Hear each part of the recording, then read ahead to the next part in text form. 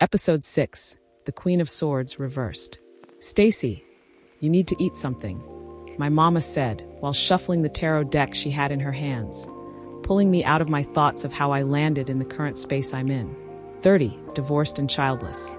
Over 6 months had passed since we'd cremated Nasir, and I still hadn't processed the last 26 weeks of my life.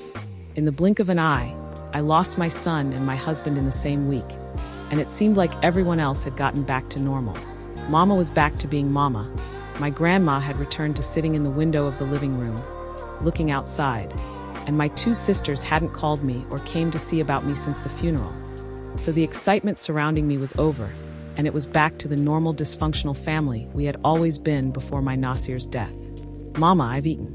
Relax. Mama looked away from the tarot cards she was shuffling and looked me up and down, further judging my appearance, and then said, "Well, you looking sick chilly." She paused, then continued, "You look. Damn, what do you weigh now, 100 pounds? I shook my head and tried to change the subject. "So the landlord is letting me out of my lease next month," I said, not really expecting a reply from Mama, and sure to form, she ignored me and continued her previous statement. "Starving yourself ain't gonna bring Marlo back," she said shadily. "Mama, what the fuck are you talking about?" "Oh no, she didn't bring this bastard up." Mama snapped her head up from the cards, stared at me, and said, "Girl, who in the motherfuck are you talking to like that, Stacey?" She put her deck down and continued. I said what the fuck I said. "You're not mourning your son, my grandson. You're sick over Marlo's ass, and starving yourself ain't gonna make him love you. Now you might not like it, but it had to be said. That boy had been messing around on you for years. And now it doesn't make sense to lose your fucking mind over him," Mama said while pointing her finger at me and looking me up and down. "Ma, my son just died, damn. Why do you always gotta?" She interjected, "Gotta what? Tell you the truth when I see exactly what's going on." "Bullshit. I'ma always keep it real, honey.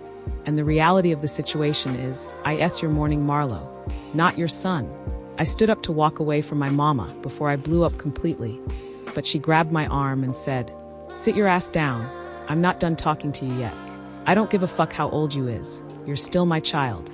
Mama pointed at her chest. "And I'm gonna say something whether you like it or not. Now sit your ass down." Just to prove to Mama that I was still a grown woman, I walked to the refrigerator first, then sat down. Oh, I'm not a fool.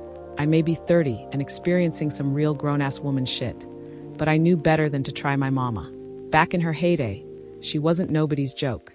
My mama, who is only 15 years older than my twin sister and I, is a former gang member / hot girl, and the stories I've heard and things I've witnessed her do gives me enough evidence to know better than to be too flippant with her. As I sat down, I giggled to myself a little and said, "You meant whether, not rather." "What?" Mama said, side-eyeing me. "You said rather. The better word is whether, mother."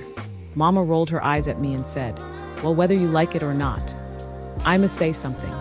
She paused, then said, "And girl, fuck you, I talk how I talk." We both laughed after she said that. I needed Mama's rough sense of humor to keep me present in the moment. "Mama, I don't miss Marlo. I miss my son." I felt the tears well in my eyes, but I couldn't cry. I didn't even cry at my baby's services. "Let that shit out, Stacey. You can't keep holding it in," Mama said and turned over 3 tarot cards. I looked at the cards and scoffed. A tower card again. The tower, 4 of cups reversed and 8 of sticks upside down. "Stop holding it in, baby, I know it hurts. Nobody said it was wrong for you to mourn your son and your marriage. It becomes wrong when you keep wallowing in it, especially when you know what he's done," Mama said while reaching out and grabbing my hands. "Your cards show this as a situation that had to happen, baby.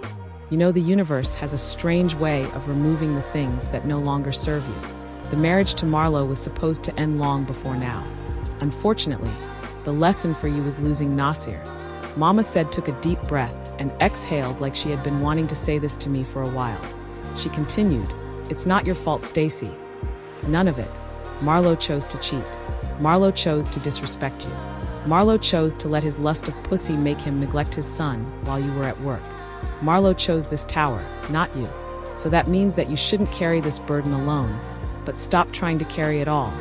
Then complain when somebody is trying to help you," she said, then concluded, "With no motions, life will continue to pass you by, Stacey," and laid the 8 of Wands reversed in front of me. As rough around the edges as my mama is, she always knew what to say to soothe me in her own way. But not this time. This time I refused to release anything else. Shit, the universe had taken enough from me, and what I wasn't willing to do was give more conversation to such a cruel creator. No, right now, as far as I was concerned, neither the universe nor the Orishas have shit to say to me. The burden of burying a child is the worst shit I could ever have experienced in this life, and nobody was going to rush my pain. Even if it did truly mean Mama was on point with her thoughts of me mourning my marriage. I just feel like if Marlo and I were able to at least rebond over the loss of our son, I feel like I could feel whole again. Yes, I do miss Nasir, but I also miss my husband. Mama, I'll be fine. I love you, but can we talk about something else, please? Mama sighed and said, all right, we can change the subject as many times as you need to, but eventually you're going to have to talk, she said and gathered her tarot cards. Silence filled the room as she began shuffling her cards again. You got a client coming? I asked just to break the silence. Yep, crazy-ass Angie is bringing 4 bitches to get readings. One of them want a damn honey jar done. But I gotta read this hoe energy first before I construct some shit that reverse and fucks my shit around. Mama said and giggled. Go in my room and get that weed from in my nightstand and roll up. Happy to hear that she was at least sharing her weed today. I slid out of the chair and walked to her bedroom.